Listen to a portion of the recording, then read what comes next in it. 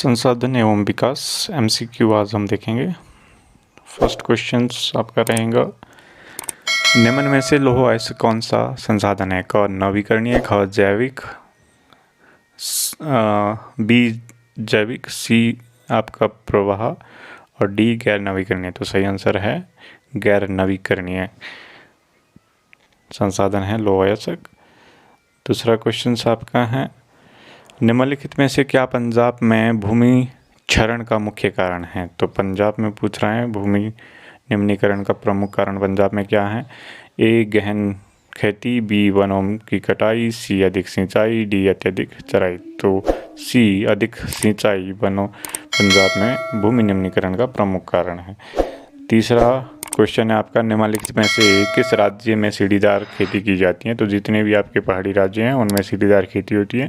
तो पंजाब आपका प्लेन राज्य है, उत्तर प्रदेश भी मैदानी है, हरियाणा भी मैदानी है, तो उत्तराखंड ऐसा पहाड़ी राज्य हैं जहाँ पर सीढ़ीदार खेती की जाती है। तो ध्यान रखें, आपके पास पहाड़ी राज्य जितने भी हैं वहाँ पे सीढ़ीदार खेती की जाती हैं।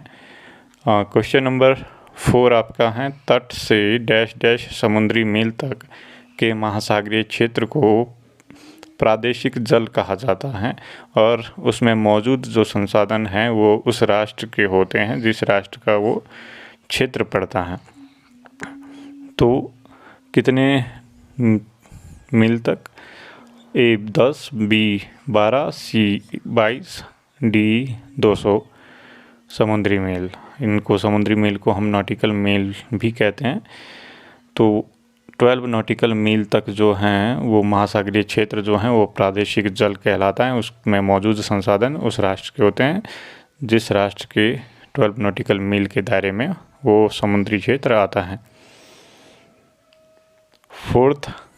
फिफ्थ क्वेश्चन आपका है, रियो डी जेनेरियो पृथ्वी शिखर सम्मेलन को पृथ्वी शिखर सम्मेलन के रूप में भी जाना जाता है, यह कब हुआ था? तो इसका सही आंसर है जून 1992 में ये रियो डी जेनेरियो पृथ्वी शिखर सम्मेलन हुआ था।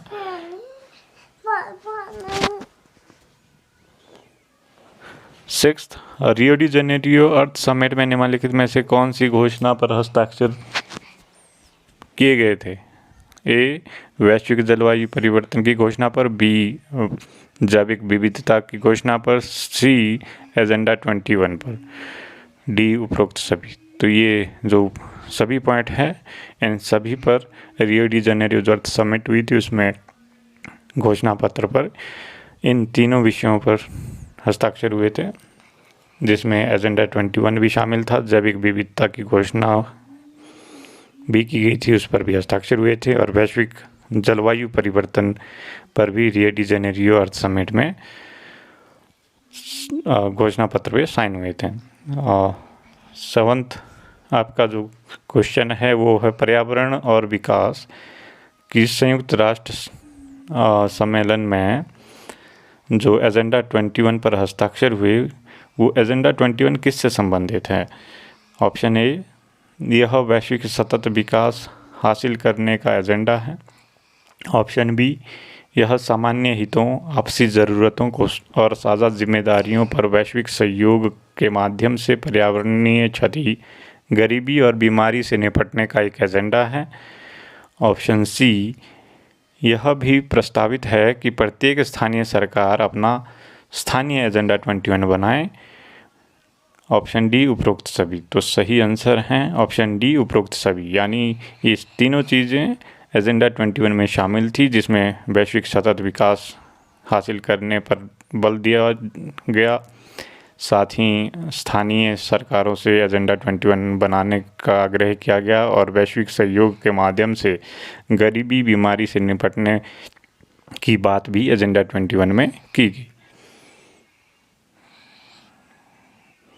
क्वेश्चन नंबर 8, निम्नलिखित में से किसने कहा था कि हर किसी की ज़रूरतों के लिए हमारे पास संसाधन पर्याप्त हैं, किसी के लालच के लिए नहीं? संसाधन संरक्षण के बारे में ये किसके कथन हैं? Option A JL Nehru, option B M K Gandhi, option C B R Ambedkar, option D Narendra Modi. तो सही आंसर है M.K. गांधी के ये विचार थे कि हर किसी की ज़रूरत के लिए पर्याप्त हैं, किसी के लालच के लिए नहीं। क्वेश्चन नंबर 9, भारत के कुल भौगोलिक क्षेत्रफल का कितना प्रतिशत भाग पठारीय क्षेत्र हैं? तो हमने ये पिछली वीडियो में डिस्कस किया है। 27%, 30%, 43% या 53%। तो पठारीय हिस्सा जो है भारत में वो 27% है। इस बात का आप ध्यान रखें और कमेंट बॉक्स में आप ये ज़रूर बताएं कि भारत में कितना प्रतिशत भाग मैदानी है और कितना प्रतिशत भाग आपका जो है वो पर्वतीय हैं। तो ये आप कमेंट बॉक्स में ज़रूर बताएं। दोनों क्वेश्चंस के आंसर, ये दोनों आपके लिए जीके टेस्ट हैं। क्वेश्चन 1 कि भारत का कितना प्रतिशत हिस्सा पर्वतीय है, और क्वेश्चन नंबर 2 भारत का कितना प्रतिशत हिस्सा मैदानी क्षेत्र है। ये दोनों क्वेश्चंस के आंसर आप कमेंट बॉक्स में कमेंट करें। क्वेश्चन नंबर 10, अंतर्राष्ट्रीय स्तर पर क्लब ऑफ रोम ने पहली बार अधिक व्यवस्थित तरीके से डैश डैश में संसाधन संरक्षण की वकालत की।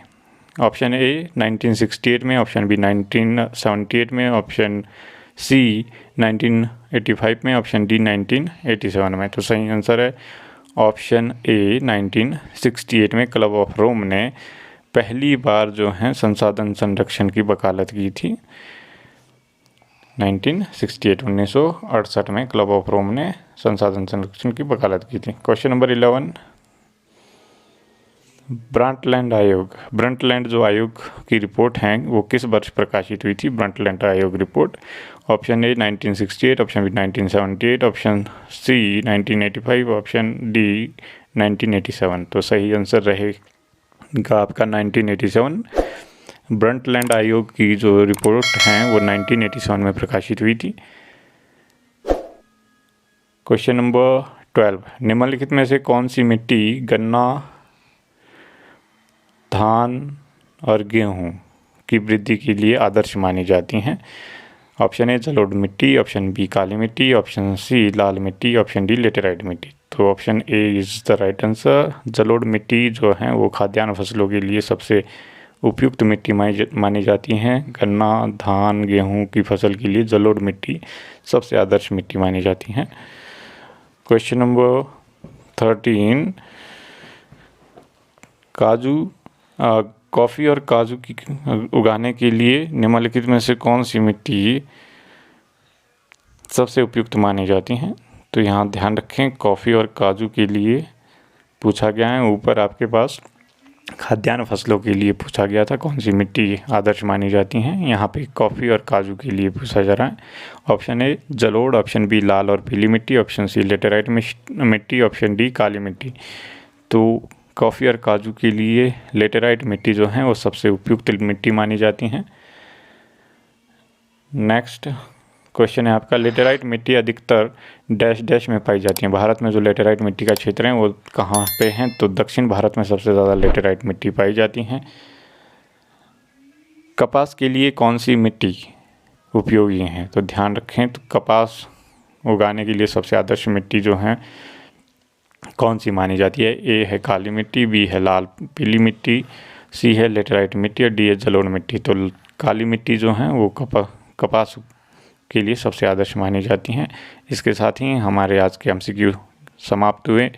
इन MCQ को 2-3 बार ज़रूर रिवाइज करके देखें ताकि आपको एग्ज़ाम में किसी प्रकार की कठिनाई का सामना ना करना पड़े। Thank you for watching this video. See you in the next video.